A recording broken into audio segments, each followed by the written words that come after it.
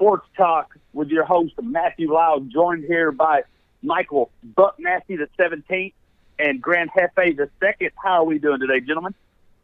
Doing all right. Hey, I like how you change the numbers every day. That's noteworthy. Life's changing, man. We can't stop it. We can just hop on board and ride with it. Always moving forward, man. It's a beautiful day, beautiful day. How about them Cowboys? Well, how about them? We'll get to them in a minute. How about them indeed? NFL's regular season's over, gentlemen. Like, it came and it went. Here we are. Playoffs next week. We're down to just 12. 20 teams are off preparing for the draft. Let's start with, what was your main takeaway from the 2018 regular season? Billy, we'll start with you. It's a mixture of I guess on the field and off the field stuff. I guess both of them really relates to on the field, and that's the ever changing of the offense. Penalties geared towards the offense. I know we talked about this. People have talked about this for years. That the NFL is going soft, and sometimes I do agree. I think they need to take a look at some of these penalties. I think they need to dial back. I understand. Fans and stuff, they love scores. That's why we play fantasy football every single week, week in and week out, but people also like to see defense. People don't like to just see people just go up and down the field and score 67 times a game. Not everybody likes that. I think penalties in the offseason, I think that's really what they need to dial back into. But other than that, I think it was a pretty good season. This football season had a lot of ups, downs. It has a lot of what if. A lot of people thought that these teams would make it to the playoffs. They didn't. So kudos to the NFL for a little bit of what's it called? I guess the unknown. A little parity. Unlike college football, we already knew Alabama and Clemson was going to be there. We said it all year long. In the NBA, we already know the Golden State Warriors going to be there. Whatever team comes from the East, whether that be the Celtics or the Raptors or whatever. There's no parity there. In the NFL, there's plenty. That's why you get different playoff teams every single year. That there's football. So kudos to the NFL for at least a little bit of parity. Mike, what about you? What was your main takeaway from 2018? The biggest takeaway from the season so far is that the Eagles are still good. Somehow they snuck into the playoffs, and they are a team that you don't want to let in because they've been there, done that type of thing, and they can definitely do it again. Kirk Cousins is still overrated, as we saw last night. He does not perform in big games. Been that way for 8 or 9 games now in primetime games. He is 0-9 or 0-8. I can't remember for sure. The Packers are kind of sort of surprising to me. I really expected them to do well. I think a lot of us thought they were a NFC Championship, if not a Super Bowl caliber team, and they fell flat off the map. So the biggest takeaway is the parity, just like what you guys were alluding to, that anybody can beat anybody on any given Sunday, but we still also have those teams that are dominating too, but they can still lose too. Like we saw the Chiefs lose to the Rams. We saw the Rams lose to the Saints. We saw the Saints lose to trying to think of who they lost to earlier this year. Slipping my mind. Cowboys. To the Cowboys, yeah. So any team can beat anybody any given day, and I think that's why we love the NFL so much. That is that it can happen. We can complain about the refs being too hard on the cornerbacks and the safeties, calling everything from blocking in the back to an offensive foul. It doesn't matter. But at the end of the day, football is football, and we love it. It's parity. It's great. That's why the NFL is amazing. And the biggest takeaway from the season is definitely the downfall of the Packers, 100%. Yeah, to Billy's point, just one little touch. I get it. I get the frustration with the flags and the rules, but I don't think it's changing. I think this year, and if you notice, I don't even think it got lighter throughout the year. The flags just decreased because teams started to adjust. So I think they want that transitional because I get it. You hear it all the time. This isn't football. Well, we've talked about that, Billy. The NFL doesn't want football equated to big hits anymore. They want football to be 50-point touchdowns or 50 touchdown seasons. Patrick Mahomes, first player or second player ever to throw 50 touchdowns and 5,000 yards in the same season, other than Peyton Manning, and he did it almost at the end of his career. I remember the first time a quarterback threw for 50 touchdowns or 5,000 yards. It was huge. They spent all day talking about it.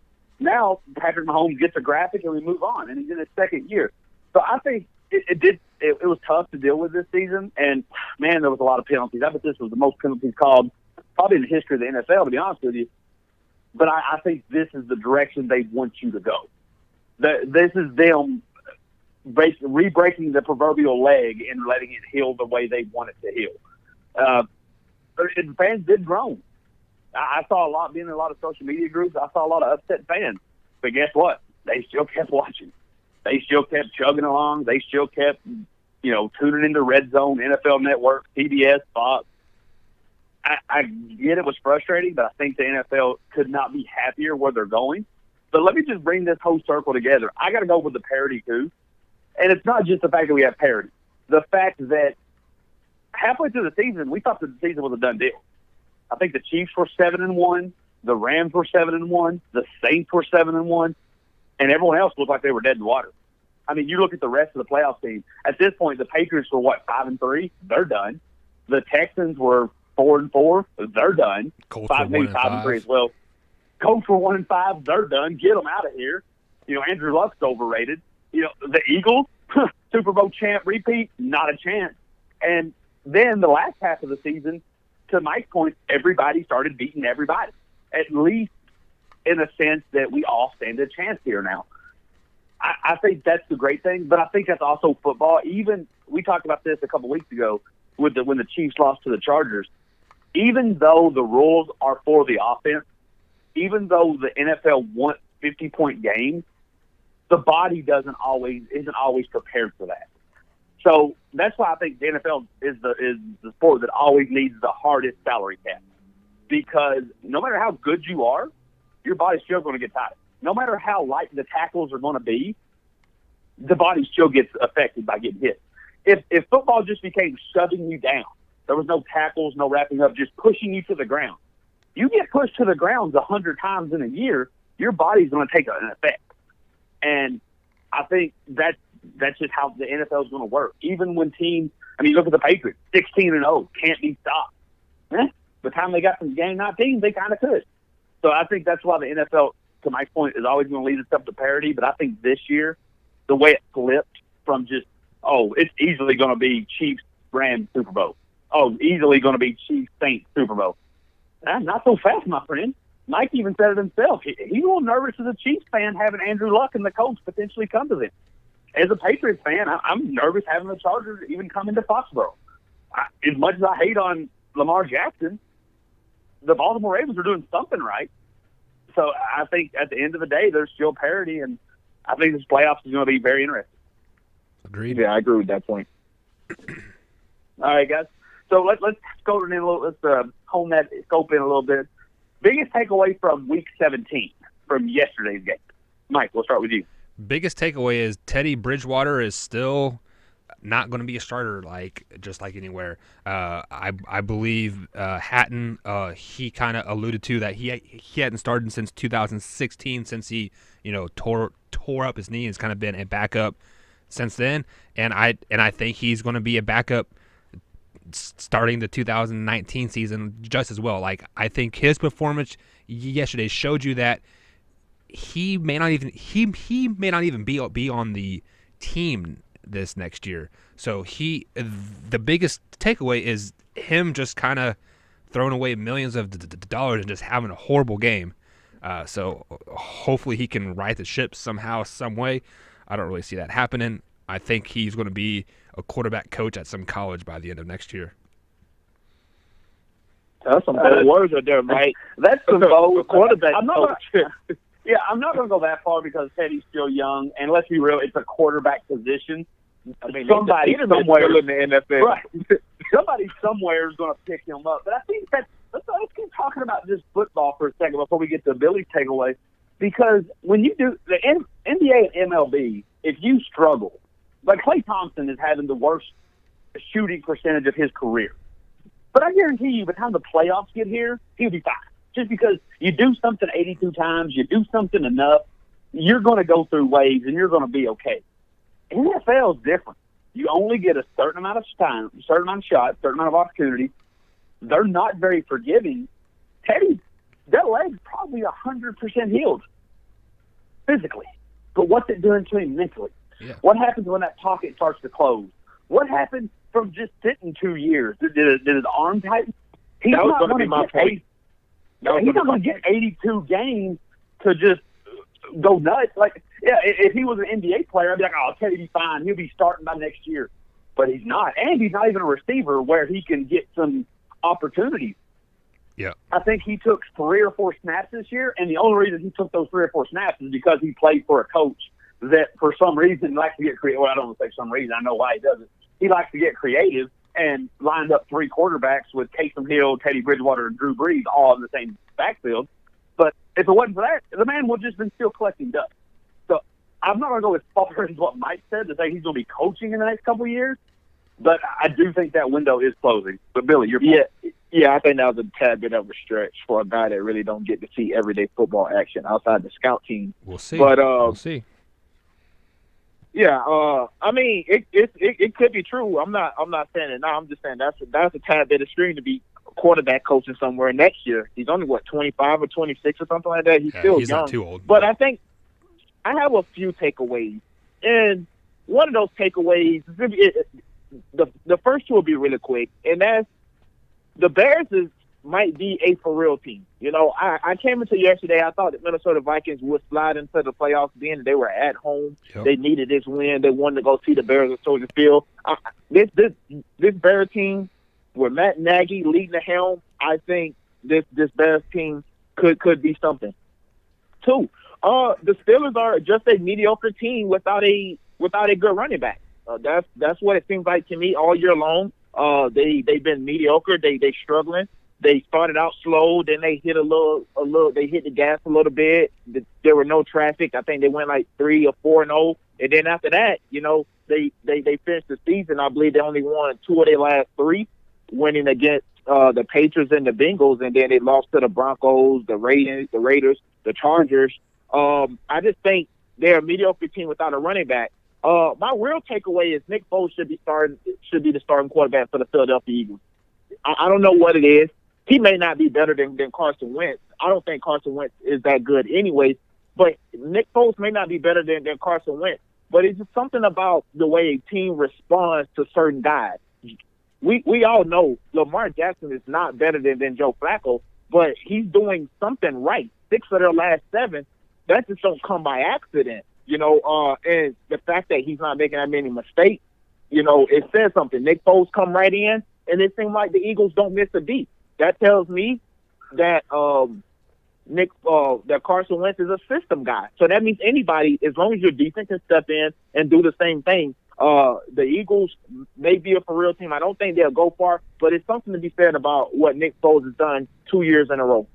Yeah, and just to add to some points there, the Chicago Bears are a very good team, but Kirk Cousins is just not a big game quarterback. He can play well in the regular season 1:00 afternoon games, but the minute it gets into a prime time situation, a pressure situation, he is not worth that $84 million. He's worth $10 million at the end of the day. I mean, just Kirk Cousins is not that good. That's the thing. So your point about Teddy Bridgewater and Kirk Cousins, yeah, worse maybe. But you play quarterback, and the problem with quarterback is the market says you're not going to get one cheap, and it may not be very valuable. It may not even be a good quarterback. But if you want one at all, you're going to pay for it. They had 3. I think that's where you see the demise of and that's the thing. But they didn't think that was it. I don't know. I mean, that's the risk you always take. But even with that being said, look at those 3 quarterbacks. They're all getting paid more this year than they were last year. That's just how the NFL works with a quarterback. I don't agree with it. I think once a team pays the quarterback, they're done. To some of Billy's point, it's going to be interesting to see because, for the most part, Chicago Bears had very little to gain by playing their starters. I mean, really all this, because the Rams jumped out to such a huge lead, they pretty much knew their shot at getting that 2 seed was gone by the first quarter. But they still kept on trucking. And it's interesting because they were essentially picking their opponent. Because since they beat the Vikings, they get to play the Eagles now. If they had lost to the Vikings, they would have to play that Vikings team. So they were essentially just picking their opponent. I'll be interested to see how that works out. And also, along with the Chicago Bears, the Dallas Cowboys had no business playing that game other than just to be playing it. And they played everybody. Almost got Vander Esch hurt, but he came back. It's going to be interesting to see if that pays off, or does giving Drew Brees and Alvin Kamara 2 weeks off, it's the old rest versus rust argument. So I'm very curious to see those. Is the Chicago Bears a legitimate team? I hate to start drinking the Kool-Aid, especially after giving Mike such a hard time. And I'm scared of the Colts. I mean, what's going on with them down there? Yeah, something is clicking. I mean, they're like 7-1 in their last 8 or something like that. They're 9-1 in the last 8. Yeah, 9-8. Yeah. I mean, if you go back and look, they're doing something right. If you gave them the 3 games they lost by 7 points or less, which I know it's football, you could probably do the same thing the opposite way. But if you gave them when they started 1-5, they lost 3 games by 7 points or less. They would be 13-3, by far the number 1 seed in the conference. That's crazy. I mean, obviously, you got to take a lot into consideration. If they would have started 7-2, they probably would have not played with such edge down the stretch. So a lot of things could have been taken in factors. But they're very scary. So we'll start with Billy. What team in the NFL, aside from the 4 teams getting the bye, now that the playoffs are set, what other 8 teams scares you the most? And you're saying, okay, I'm riding with this squad to the Super Bowl. Well, I would say the Chargers, but I've already said that. That's boring, right? So I'm going to go with the Seattle Seahawks. This team, once they get in the playoffs, is a scary, scary team. Russell, and to be honest, I think they kind of got a real an easy first-round matchup. Even though they're having to travel to Dallas, honestly, I don't see a difference. They're going to be playing in a dome. So Russell Wilson is going to be able to get comfortable. His legs are going to get loose. You don't have to worry about playing outside in that cold weather. You know, Doug Baldwin, he could just play loose. Clark, I like Seattle. They're going to make a lot of noise. This is a veteran crew, a team with 2 guys leading the charge that's been there and done that. The Seattle Seahawks is going to be a scary team moving forward. Mike, what say you? Seattle's going to make a lot of noise flying on that plane back to Seattle, shedding those tears when they take that loss from the Cowboys. But get out of here. But the most scariest team, like Matthew alluded to it's got to be the Colts. They are they are peaking at their right time. They are clicking on all cylinders. They had that one hiccup against the Jaguars where the offense was just horrible, non-existent, but that defense still showed up, and your defense always travels. It doesn't matter if they're traveling to New England, to Kansas City, anywhere they end up traveling. That defense is going to show up and play well. My only concern with the Colts is did they peak too early? Are they tired? Are they wore out, or are they still on the incline? That is my only concern. Like with them winning 9 of their last 10, I believe we like we said, that's the only concern I have for them. But they are definitely the most dangerous team out there. I'll be honest with you. With the Colts, I think I get what you're saying with the peaking, but the only fatigue-wise I think you have to worry about is Andrew Luck's on, because I think they play 8 offensive linemen. He will throw to anybody. Me and us 3 could go out there and probably come away with a touchdown. He's just throwing to guys. If you're open, you get the ball. You already knew T.Y. Hilton, and then this year he's like, oh, here's Rodgers and Ebron, and then there's this number 81, who used to be a basketball player, and then there's this receiver, number 15. You ain't heard of him, but you will after this. Here's number 11. You haven't heard of him, but you will today. And then Marlon Mack comes out, started out strong last year, built on it this year. So here, let's give it to number 20. He'll be good. Let's give it to this other running back. He'll be solid. And you're just, I hate to say it because I know with the numbers and the impressive wins, Andrew Luck's not going to win MVP, and we all agree with that. But if you think most valuable to the just sense of the term, it has to go Andrew Luck, because if you take him away from that team team's probably 1-15 again. I mean, that's a bad team. Even with Jacoby Brissett, he is definitely looking like a young Tom Brady too. So, well, I don't know. I mean, Tom Brady. Yeah, we'll get into that discussion another day. I mean, I like Tom Brady, but his first couple of seasons was dink and dunk and rely on that defense and that bad weather. But speaking of Tom Brady, though, as a Patriots fan, let me ask you guys a question, and you can check my fandom. I'm actually very excited about the Colts. I found myself rooting for the Colts last night because, and look, any team can beat anybody. I mean, shoot, the Super Bowl could be the Colts versus Eagles. That'd be crazy, both 6 seeds, but it could be. But as a Patriots fan, is it okay for me to be excited because I think the Colts can beat the Texans? I even think the Colts can go into Kansas City and beat the Chiefs. That as a Patriots fan, I would rather play the Colts in Foxborough than travel to Kansas City. Do I have legitimate hype to root for the Colts to get there? Or am I setting myself up to failure because by then the Colts might be too hot to stop? Billy, how should I feel? I don't know really how you should feel. I think either matchup I think will be tough. The way that they're swinging the ball around in that secondary for New England, outside of really Gilmore, I'm not really sure. Even McCourty has kind of taken a step back this year. I'm not sure really if New England really want to play either of those teams. Maybe the Chargers because they don't sling it around as much. But when they do, when the two Williams kids get going, and Keenan Allen can get going, and Phillip Rivers can get hot, I don't really know if you really want to play any of those teams right now, especially considering how the Patriots has played as of late. So, honestly, I don't even know. Mike, what say you? If the Colts beat the Texans, if they beat the Chiefs, you do not want to face them. This is a team on a trip, on a train ride that's not going to get derailed very easily. It would kind of be, it would remind me of the Pittsburgh Steelers when Jerome Bettis was like, hey, this is my final game, or like this is my final year, and they snuck into the playoffs as that 6th seed and they ran through everybody. And if the Colts make it to the AFC playoffs, the Patriots don't want any part of it. They don't want to play them. You should be highly scared of that. Well, to Billy's point, yes, I am concerned about our secondary, but I think the best secondary person we have isn't even a person. It's the city of Foxborough in late January. That is my only hope, that the Colts come in and we get about a foot of snow, game day. That game day snow where it looks like that Raiders game.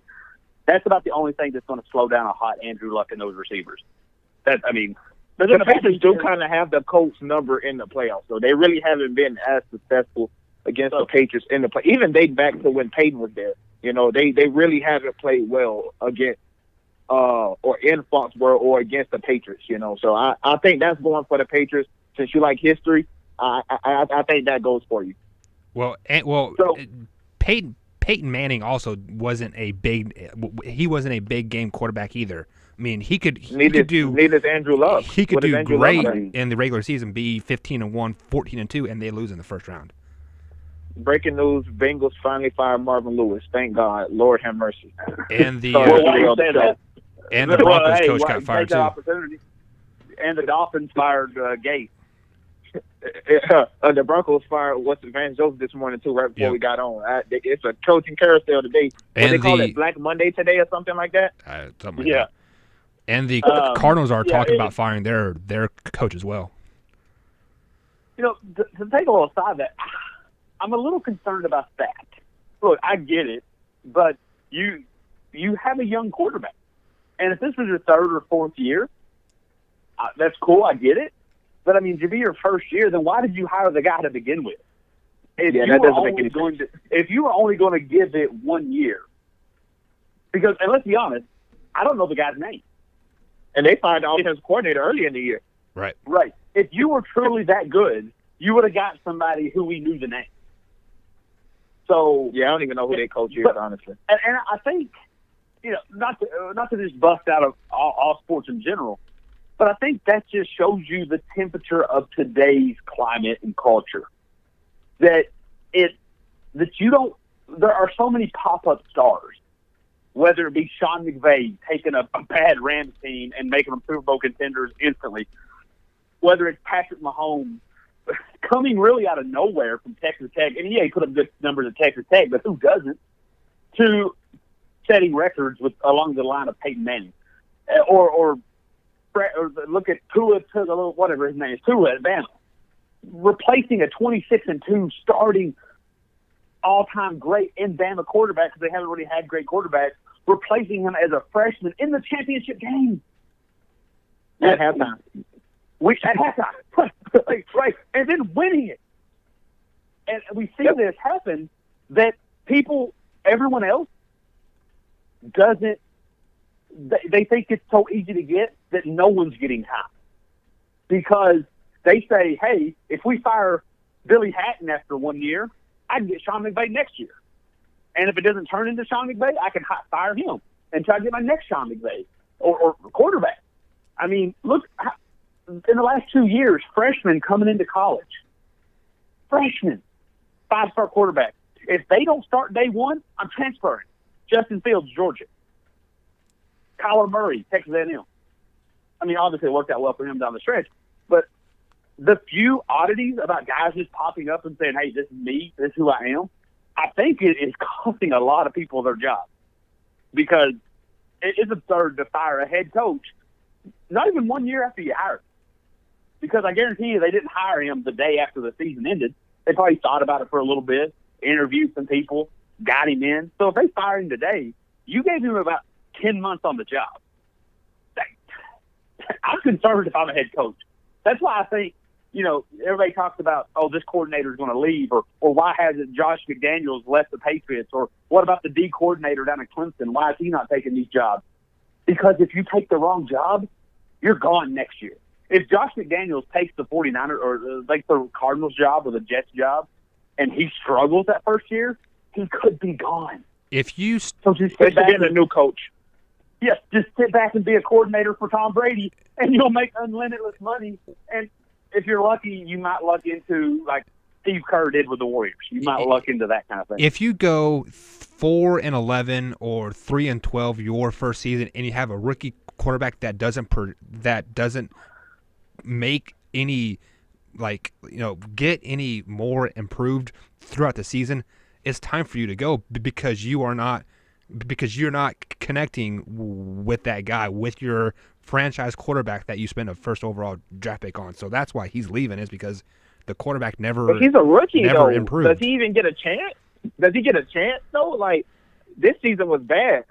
Matthew said it earlier in the year that he's never seen that guy break his hand and then come back and act like he couldn't run the football. David Johnson has not been the same this year. This guy was in the running of best running back in the league, just 2 years ago. And now most new fans probably wouldn't even know who he is.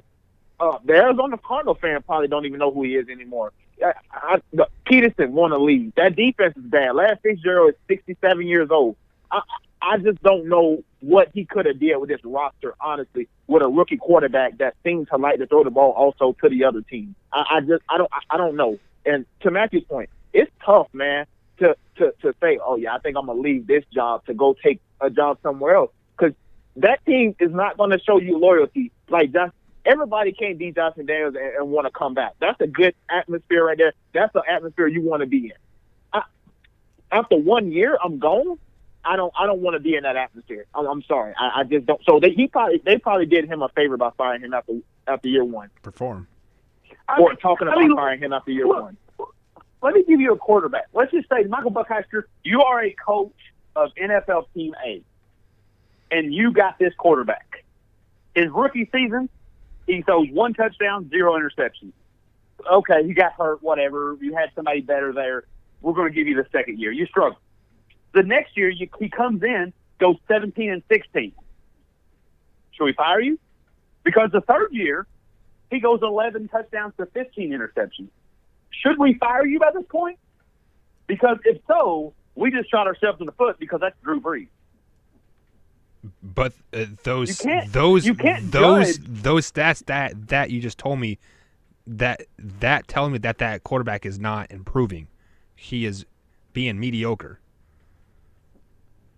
But they stuck out with the So should you get fired? Yeah, should you get fired? Because they stuck with the coach. And let me tell you what he did next year: 27 touchdowns, 7 interceptions, 24 touchdowns. Then he got hurt and they got rid of him. But not everybody is Patrick Mahomes. But not everybody's, hey, this is my second year, so 50 touchdowns. Whatever, just stop. I just think with a rookie quarterback, I just don't think you should get fired after your first year with a rookie quarterback. I don't see that. I'm sure there is more happening on the backside of things, though. But that's the problem. They started the season with Sam Bradford. That's even worse. That is exactly. That is the problem with today's culture, is because there are certain people. There are LeBron Jameses. There are LeBron Jameses who, from the day he stepped on freshman of high school, the man's on ESPN cover. There are LeBron James. There's even Kevin Durant that the rookie year putting up numbers. Has anyone looked at Steve Nash's first 5 years? They're horrendous.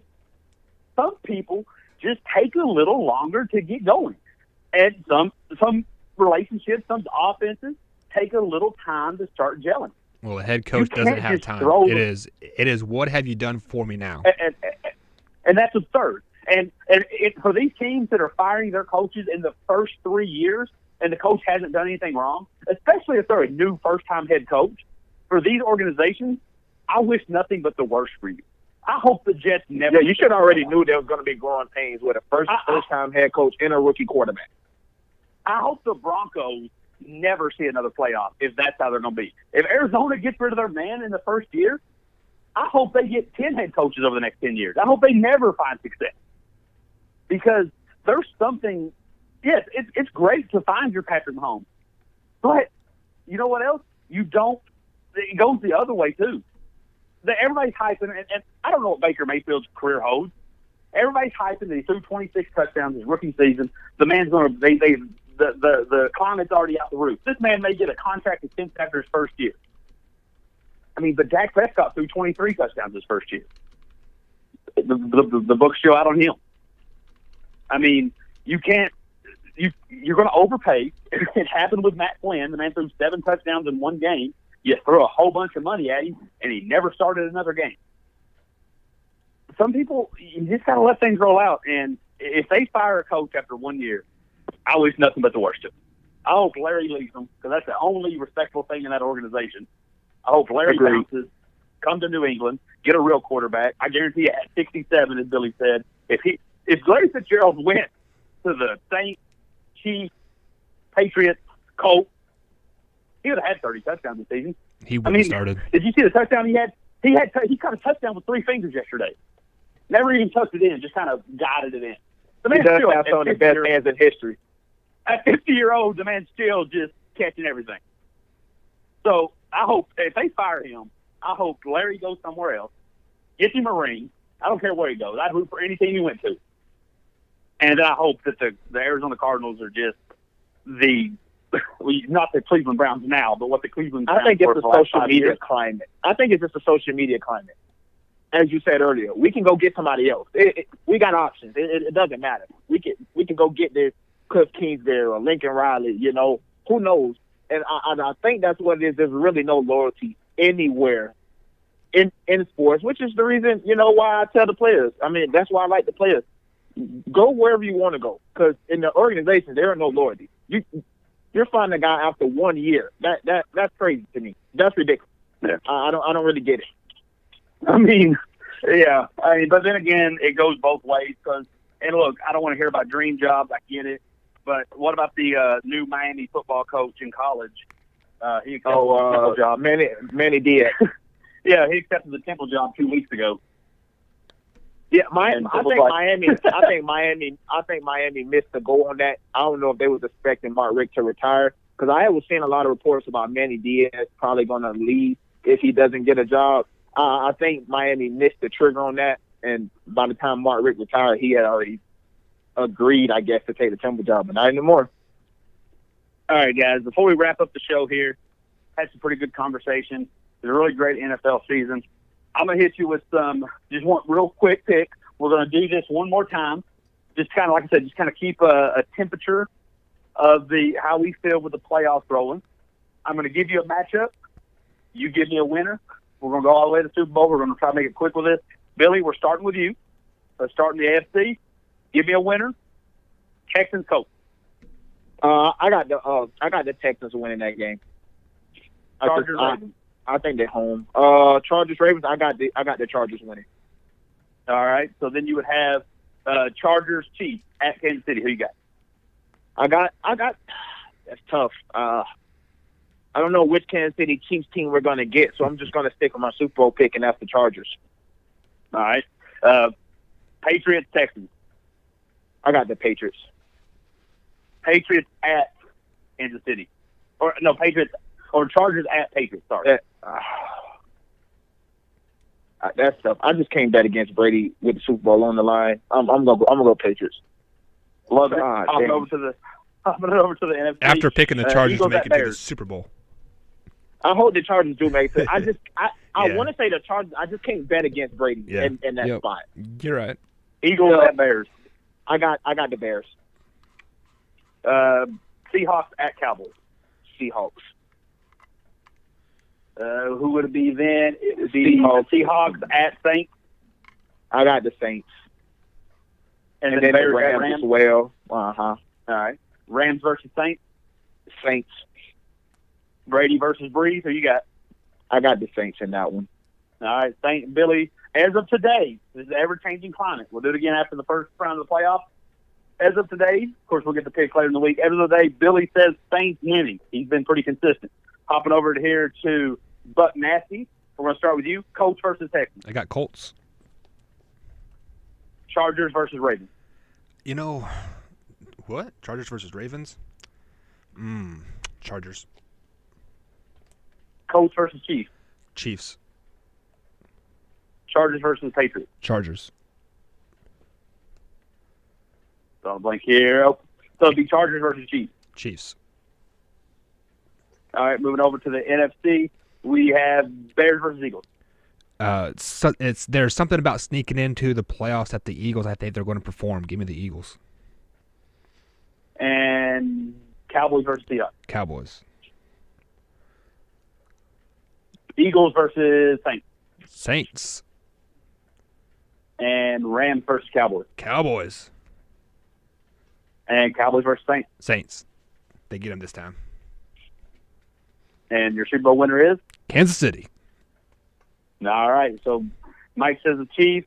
Billy says the Saints. That'll do it for this Monday show. Anybody got anything to close before we head out? Go Noles. As always, got a long time to get there. What about you, Mike? Go Chiefs, man. I would love to bring another championship back to the city. Yep. We'll see if they can get over constantly choking. That's it for RTF Sports Talk. Join us tomorrow.